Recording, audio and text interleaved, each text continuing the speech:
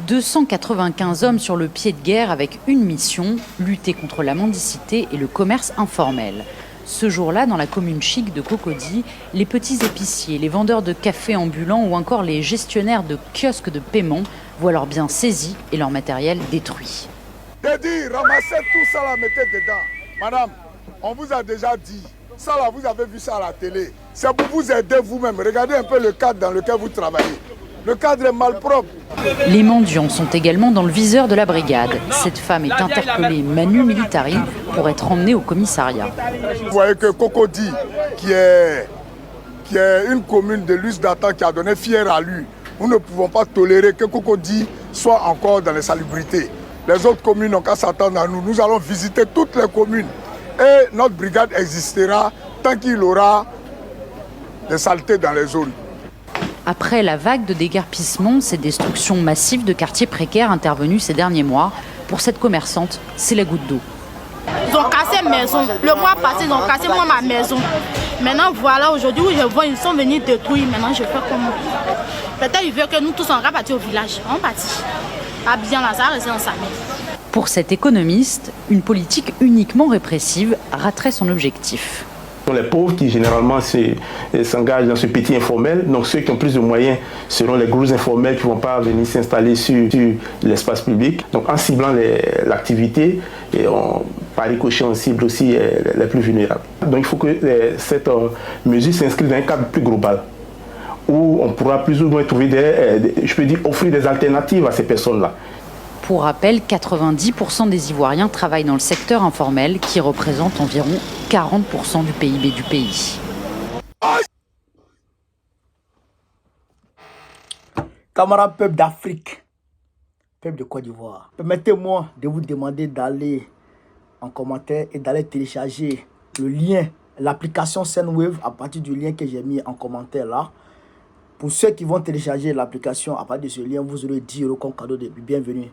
Sendwave, c'est une application de transfert d'argent qui te permet d'envoyer de l'argent en Afrique à moindre coût. C'est presque 0 franc comme frais d'envoi.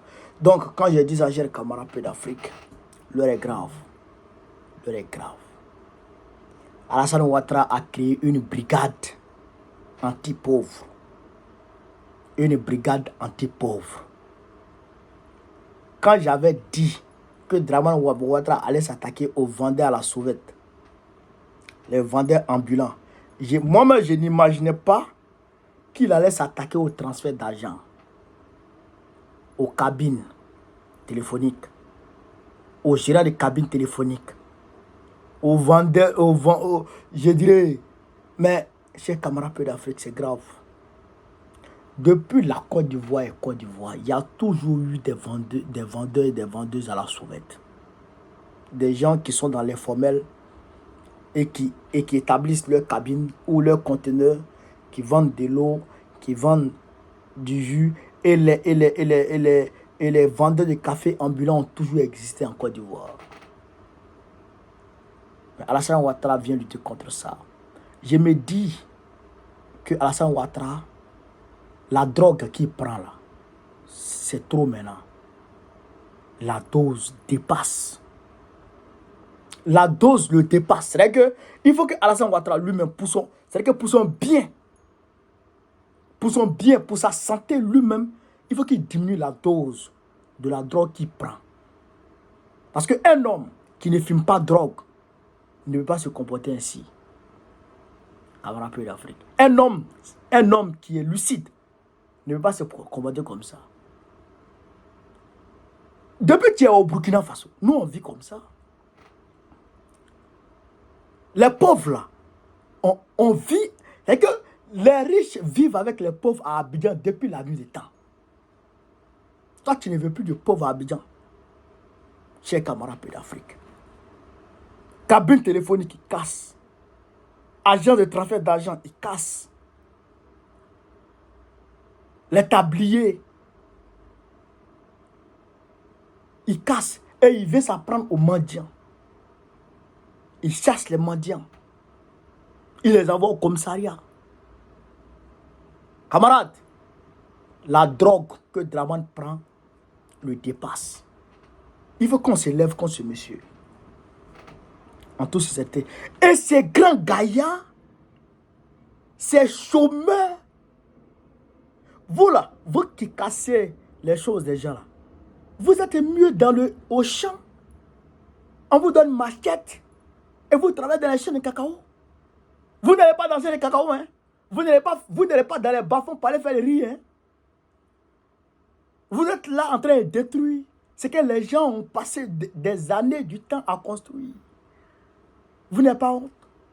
On va aller dans tous les quartiers, on va aller partout. J'ai pris Dieu que les populations d'un quartier se mobilisent et qui vous attendent. Et qui vous attrapent pour vous déshabiller, pour vous chicoter normalement. Délinquants, vauriens, malheureux, chômeurs. Camarades, il faut qu'on s'élève. Jusqu'à aujourd'hui, où je vous parle, aujourd'hui, on est le 6 août 2024. Le 6 août 2024, à l'heure où on est en train de se parler là, le peuple nigérien est dehors. Parce que Tinubu a rendu la vie chère sur eux. Tinubu même n'avait pas commencé à casser les maisons, casser les commerces des gens, non. Et ils ont commencé à sortir. Il faut que nous, le peuple ivoirien, là, il faut qu'on commence à sortir. Trop, c'est trop. Draman devient fou. La drogue, là, ça le fatigue. Il devient fou. Est-ce que vous comprenez ça? Il faut qu'on se lève contre Draman Ouattara. Parce que c'est dangereux. C'est dangereux. Hier, le peuple Bangla, le Bangladesh, au Bangladesh, le peuple s'est levé, le peuple a chassé la femme. Parce que la femme avait établi des quotas d'emploi. C'est que les réformes que Draman Ouattara a fait en Côte d'Ivoire, elle n'a même pas fait le quart. Et puis le peuple Bangla s'est levé pour la chasser. Mais Draman est en train de nous tuer, puis nous on a assis. Levez-vous. Hein, il faut qu'on se lève. Si on ne se lève pas contre Draman, c'est pas bon. Hein. Je vous dis, drogue là, ça le fatigue. Il devient fou.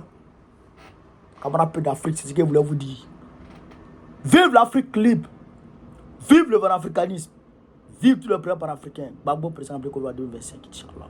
Partagez la vidéo, chers camarades.